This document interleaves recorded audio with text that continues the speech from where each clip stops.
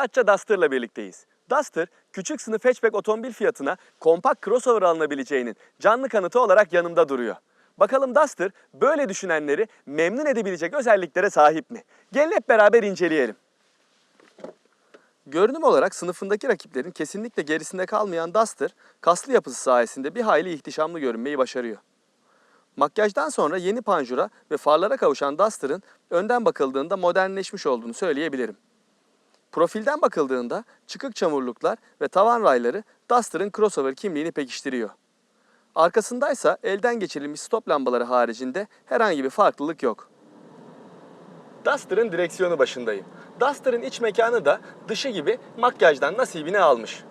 Buradaki en dikkat çekici yenilik eskiden orta konsolun ortasında yer alan cam açma düğmelerinin kapı döşemesine alınmış olması bence.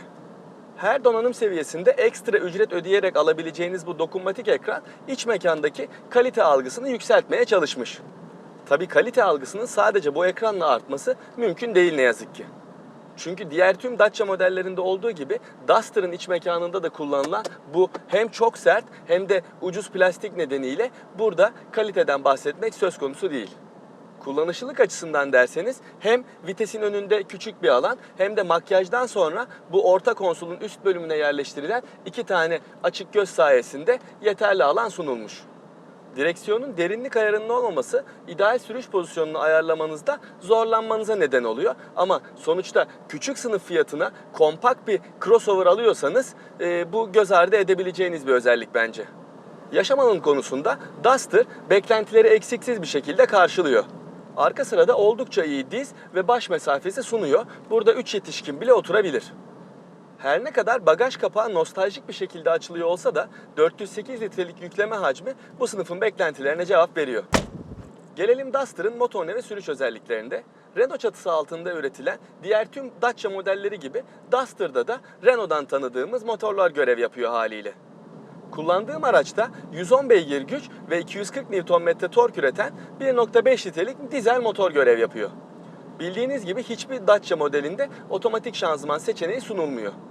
Kullanmış olduğum bu 110 beygirlik motoru da sadece 6 ileri manuel şanzıman ve 4 tekerlekten çekiş sistemiyle alabiliyorsunuz. Motor, gücü ve çekiş özellikleriyle Duster'da tatmin edici performans özellikleri sunuyor. Esnekliği de bana sorarsanız çok iyi. Üst viteslerde bile hiç vitesle haşır neşir olmadan rahat bir şekilde ilerleyebiliyorsunuz. Ancak 4 çeker olması neticesinde özellikle arazide rahat bir şekilde hareket edebilmesi için birinci vites çok kısa tutulmuş. Bu da tabii doğal olarak bir alışkanlık gerektiriyor. Çünkü otomobili ilerletir ilerletmez hemen ikinci vitesi seçmek zorunda kalıyorsunuz. Hatta şunu söyleyeyim, vites oranı ilk başta o kadar kısa ki ikinci vitesle bile Duster'ı düz yolda kaldırmak hiç zor değil. Çekiş sistemi vitesin önündeki bu basit düğme vasıtasıyla değiştiriliyor. 2 çeker, otomatik ve 4 tekerlek kilitli olmak üzere 3 farklı modu bulunuyor. Oto seçiliyken önden çekişli olarak ilerleyen Duster'ın ön tekerleklerinde bir çekiş kaybı yaşandığında gücün belli bir kısmı arka aksa yönlendiriliyor. Renault'un global ortağı olan Nissan'dan alınan bu sistem başarılı bir şekilde çalışıyor. Yakıt tüketimi konusunda Duster sahibini mutlu etmeyi başarıyor. Ben bu aracı bir haftadır kullanıyorum ve bu süreçte 400 kilometre mesafe kat ettim. Şu anda bana yol bilgisayarında 6.9 litrelik bir tüketim ortalaması gösteriliyor. Bu rakam benim Duster'la geçirdiğim süre boyunca kullanım stilimi dikkate alırsam hiç fena sayılmaz. Yerden yüksek gövdeyi stabil tutabilmek için sert ayarlara sahip olan süspansiyonlar özellikle bozuk zeminlerden geçerken bile şaşılacak derecede konfor sunmayı başarıyor. Direksiyon hem hisli değil hem de sert bir yapıya sahip. Bu nedenle özellikle kadın sürücülerin bu direksiyonu sevmeyeceğini net bir şekilde söyleyebilirim.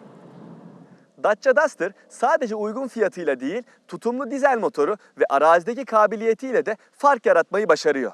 Eğer kaliteden ziyade fonksiyonelliğe önem veriyorsanız Dacia Duster verdiğiniz paranın karşılığını sonuna kadar hak ediyor bence.